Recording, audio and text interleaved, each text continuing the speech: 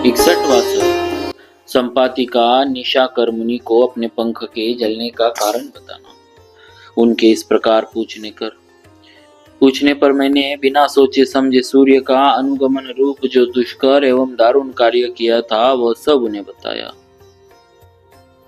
मैंने कहा, भगवान, मेरे शरीर में घाव हो गया है तथा मेरी इंद्रिया लज्जा से व्याकुल है, इसीलिए अधिक कष्ट पाने के कारण मैं अच्छी तरह बात भी नहीं कर सकता।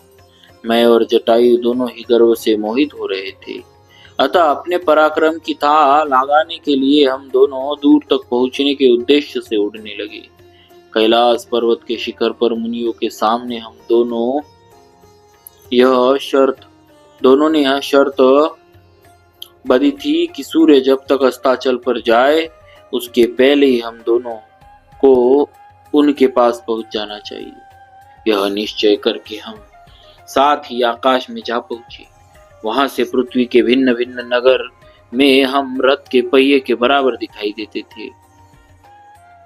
ऊपर के लोकों में कहीं वाद्यों का मधुर घोष हो रहा था, कई आभूषणों की झनकारें सुनाई पड़ती थी और कहीं लाल रंग की साड़ी पहने बहुत सी सुंदरियां गीत गा रही थी, जिन्हें हम दोनों ने अपनी आंखों से देखा था। उससे भी ऊंचे उड़कर हम तुरंत सूर्य के मार्ग पर जा पहुंचे। वहां से नीचे दृष्टि डालकर जब दोनों ने देखा तब यहाँ के जंगल हरी हरी घास की तरह दिखाई देते। पर्वतों के कारण यह भूमि ऐसे जान पड़ती थी मानो इस पर पत्थर बिछाए गए, और नदियों से ढकी हुई भूमि ऐसी लगती थी मानो उसमें सूत के धागे लपेटे गए। भूतल पर हिमालय, मेरू और विंध्य आदि बड़े बड़े पर्वत तालाब में खड़े हुए हाथियों के समान प्रतीत होते। उस समय हम दोनों भाइयों के शरीर से बहुत पसीना निकलने लगा। हमें बड़ी थकावट मालूम हुई। फिर तो हमारे ऊपर भय, मोह और भयानक मूर्छा ने अधिकार जमा लिया। उस समय न दक्षिण दिशा का ज्ञान होता था, न अग्निकोण अथवा पश्चिम आदि दिशा का ही। यद्यपि यह जगत नियमित रूप से स्थित था, तथापि उस समय मानो युगांत काल में अग्नि से दग्ध हो गए हो, इस प्रकार नष्ट प्राय दिखाई देता था।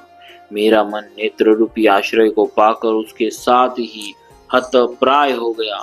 सूर्य के तेज से उसकी दर्शन शक्ति लुप्त हो गई। तदनंतर महान प्रयास करके मैंने पुनः मन और नेत्रों को सूर्यदेव में लगाया।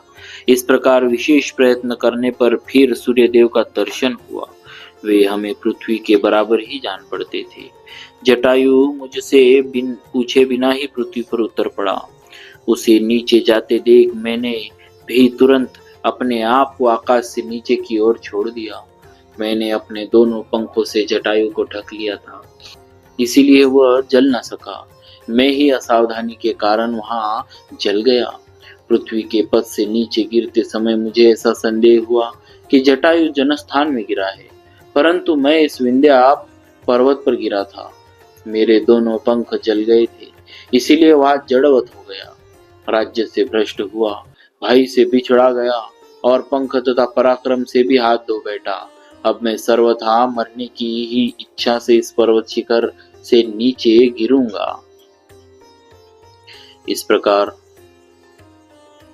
श्री वाल्मीकि निर्मित आर्ष रामायण आदि काव्य के किष्किंधा कांड में 61वां सर्ग पूरा हुआ। बोलिए श्री सीताराम जी महाराज की जय।